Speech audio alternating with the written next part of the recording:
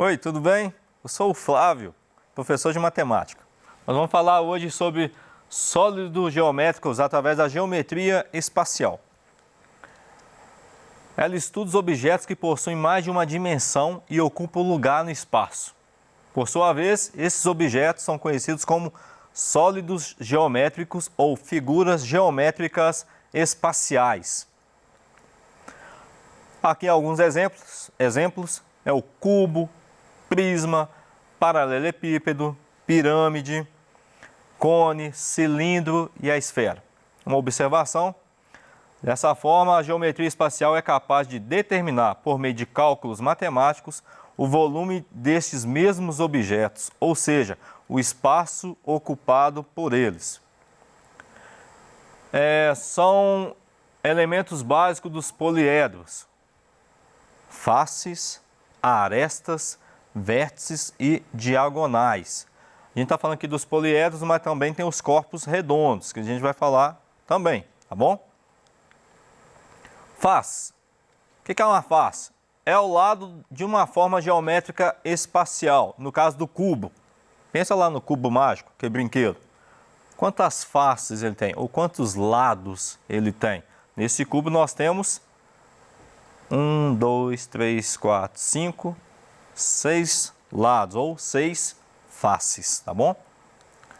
Arestas é a união de duas faces, ou a semi-reta comum entre as duas faces, tá bom? Aqui, ó. 1, 2, 3 arestas ali marcadas. O vértice é onde 3 ou mais arestas se encontram, ou melhor, é a quina, tá bom? Onde ela vai virar. É a diagonal, segmento que liga dois vértices que não pertencem à mesma face. Lembrando que a diagonal aqui é diferente do poliedro, é diferente dos polígonos, que a gente vai estudar mais à frente. Os poliedros de Platão são poucos e são determinados por todas as faces devem ter a mesma quantidade n de arestas.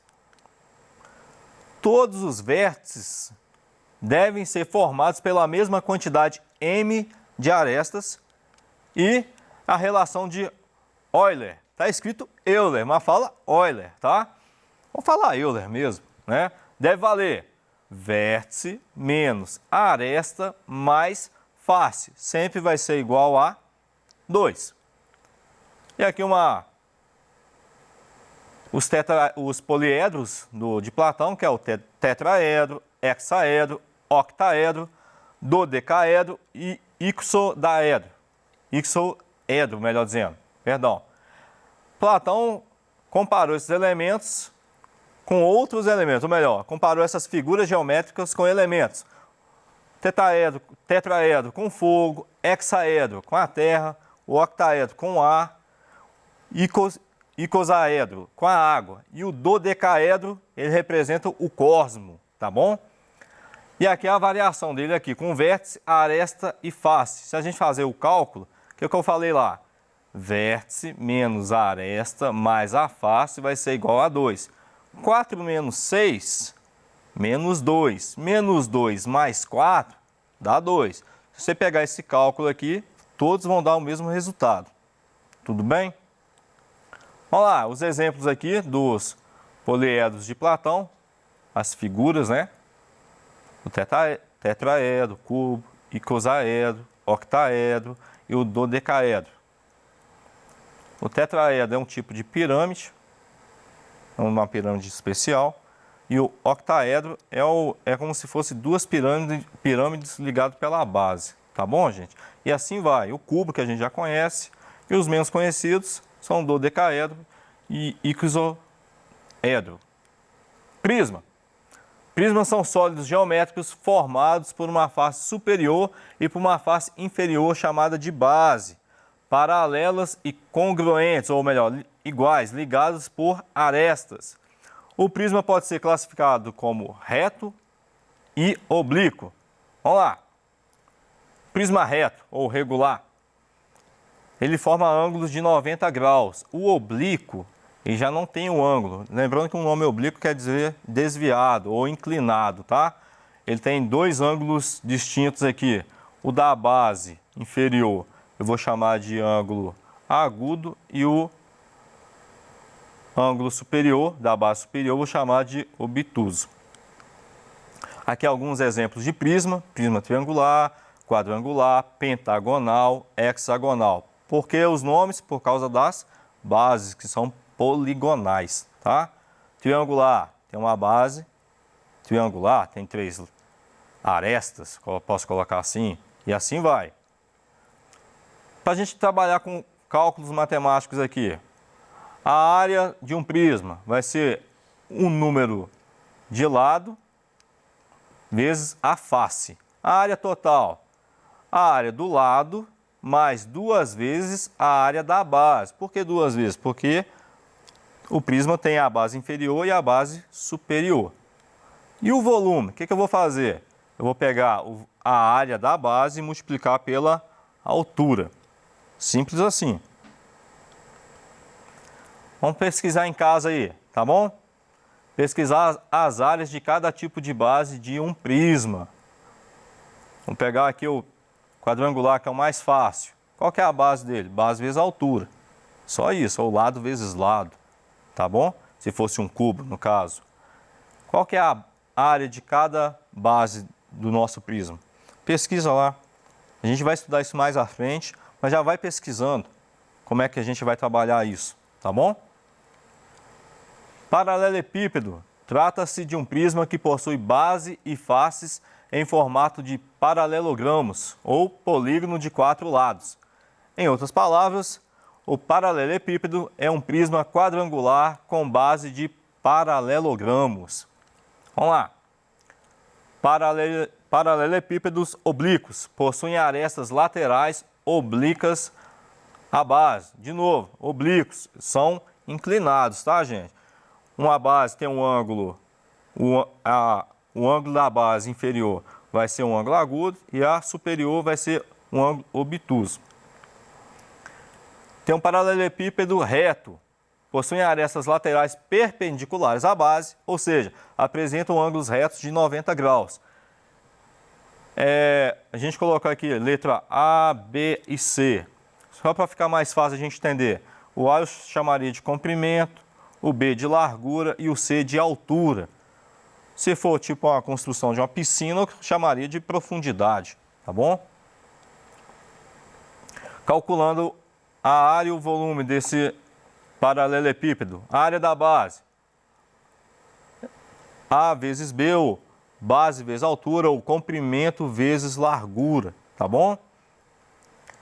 A área lateral é 2 vezes o comprimento vezes a altura, mais a largura vezes a altura. A área total, 2AB mais 2BC mais 2AC. Lembrando, gente, A, B e C, comprimento, largura e altura. Vai guardando assim, fixa A, B e C. Então, comprimento, largura e altura. Vai ficar mais fácil a didática sua aí na hora de fazer os cálculos. Tudo bem? Eu quero calcular a diagonal desse paralelepípedo.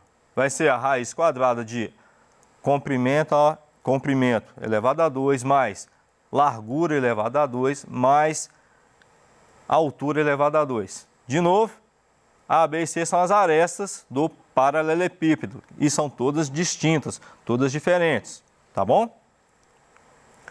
A do cubo, que é uma exceção, que parece muito com um paralelepípedo, só que nesse caso todas as arestas são iguais.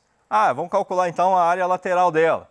4 vezes a aresta elevada a 2. Por que 4? Porque olha só, eu estou fazendo área lateral, estou excluindo a base inferior e a base superior. Então, se eu pegar só as laterais do cubo, quantas laterais eu tenho? Quantas faces eu tenho? 4. Então vai ser 4 vezes a área de uma face, tá bom? E a área total vai ser 6, porque nós temos 6 lados. Esse é muito simples. Eu quero calcular o volume. Lado vezes lado. Simples, né? A vezes A vezes A. Tá bom? Eu quero calcular a diagonal da face. Então vai ser o lado do cubo vezes raiz de 2. A diagonal do cubo vai ser a aresta ou lado vezes raiz de 3. Pirâmide. Pirâmide também é um poliedro e é composto por uma base e um vértice. Sua base pode ser triangular, pentagonal, quadrada, retangular, paralelogramo. Já o vértice corresponde ao ponto mais alto ou mais distante da base. Vamos lá, ou das faces junto com ela.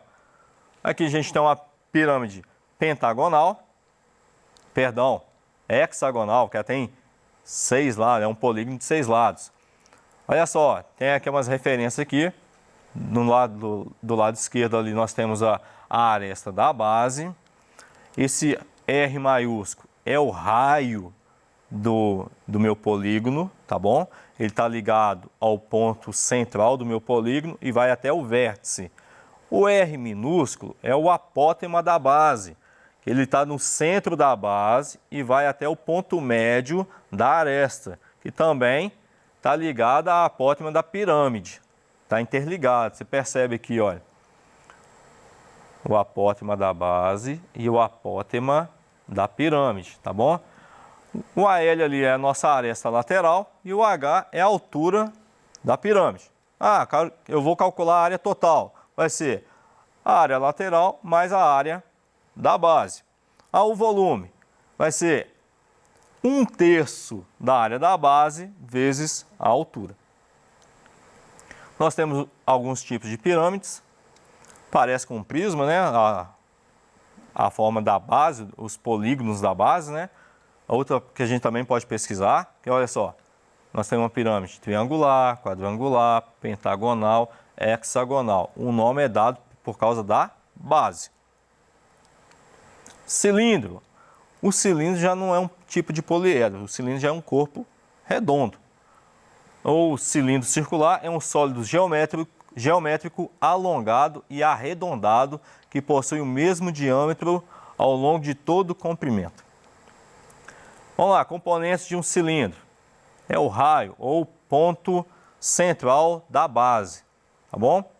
A base, plano que contém a diretriz e no caso do cilindro são duas bases, superior e inferior. A geratriz corresponde à altura do cilindro. A diretriz corresponde à curva do plano da base, tá? Tipos de cilindros. Tem o cilindro reto e tem o cilindro oblíquo. De novo, isso se refere aos ângulos. Se é reto e tem um ângulo junto com a base de 90 graus, e forma um ângulo de 90 graus. O oblíquo, de novo, a base inferior vai ter um ângulo agudo menor que 90 e o ângulo superior obtuso, acima de 90 graus. A área do cilindro vai ser π vezes raio ao quadrado.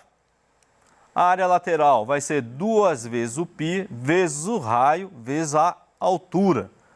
E a área total vai ser 2 vezes a área da base mais a área lateral. Aqui essa é uma outra forma de escrever a mesma fórmula, tá bom? O volume do cilindro, como é que eu vou calcular? Eu vou pegar a área da base vezes a altura. Simples. Aí essa é a outra forma. É só a forma desmembrada, que vai ser volume então do cilindro.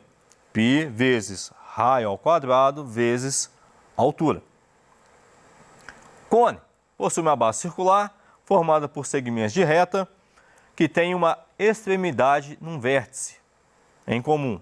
Além disso, o cone possui a altura h, caracterizada pela distância do vértice do cone ao plano da base. Possui também a denominada geratriz, ou seja, a lateral formada por qualquer segmento que tenha uma extremidade no vértice e a outra na base do cone. Vocês podem reparar que todas as figuras elas acabam tendo um padrão. Elas são retos, formam ângulos retos ou formam ângulos oblíquos, tá bom?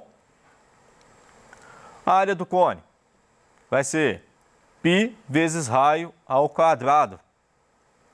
A área lateral π vezes raio vezes a geratriz. E a área total? Π vezes o raio vezes a soma da geratriz mais o raio. Tá, gente? Ó, não preocupa com a fórmula agora, não. Vamos preocupar em aprender como é que resolve, tá bom? Vamos tentar praticar mais. Pratica mais. Na prática a gente guarda. É igual andar de bicicleta. Começa, leva um tombo e vai levando. Mas tem que treinar. Sem treino não vai dar para desenvolver. Eu preciso que você desenvolva. Eu preciso que você se dedique um pouco mais. Se você gastar 15 minutos a mais por dia, você já vai estar no lucro, ok? Olha o volume do cone. É 1/3 vezes π vezes o raio elevado ao quadrado vezes a altura, tá bom? Esfera, também um corpo redondo, é um sólido geométrico obtido através da rotação do semicírculo em torno de um eixo. É composto por uma superfície fechada na medida que todos os pontos estão equidistantes do centro. Aqui é uma figura de uma esfera. Esse R é o raio, tá? Vamos lá. Área do volume da esfera vai ser 4 vezes π vezes raio ao quadrado. E o volume vai ser 4 vezes π vezes raio elevado a 3 dividido por 3. No caso do volume aqui, está dividido por 3. Nessa forma, ou você divide tudo por 3 ou simplesmente pode dividir o raio ao cubo dividido por 3. Lembrando que π é um número irracional, que vale aproximadamente 3,14. Geralmente nas questões de Enem, o pessoal já coloca o valor lá, π vale 3,14. Em algumas questões o pessoal coloca lá, π é igual a 3, um número mais aproximado. Ó, isso vai depender da questão. Se a questão não falar nada, você considera 3,14, tá bom? Se tiver valendo, π é igual a 3, algumas questões acontecem isso. Você considera 3, você não vai inventar de alterar o que está no enunciado das questões. Lê o raciocínio lá da questão, interpreta lá e faz a questão baseada naquilo que está escrito. Bom, esse conteúdo é muito extenso, então não dá simplesmente você assistir só essa aula e falar assim, não, estou ok para estudar geometria espacial. Você tem que estudar mais, tem que dedicar mais. Igual eu falei, vou guardar essas fórmulas todas. É prática, a gente tem que praticar mais. Tudo é prática. Mas porque você fala porque você é professor. Não, falo porque é experiência. A gente acaba guardando porque a gente pratica mais. Só isso, a gente não é Superman, não. Então, tudo prático. Dê crédito para você, estude mais, busque mais, se esforce mais. Essa, igual eu falei, é um conteúdo muito extenso, muita fórmula matemática, está interligado com o estudo de polígonos. Então, tem que dedicar. Até a próxima aula. Mais uma vez, esforcem, se dediquem, não preocupa, se, é muita coisa. É muita coisa. Mas às vezes você pode achar um meio, estudando, de abreviar esses estudos. Igual se você estudar paralelepípedos junto com um cubo. Se você entender os dois cálculos, você vai perceber que a diferença é muito pouca, é muito mínima. Então dá para a gente abreviar esse estudo e tirar essa tensão sobre a própria matemática, que a maioria tem, tá bom? Não coloque isso como empecilho, se esforce um pouquinho, que a gente lá no futuro vai se ver e vai falar assim, valeu a pena. Abraço, até a próxima aula.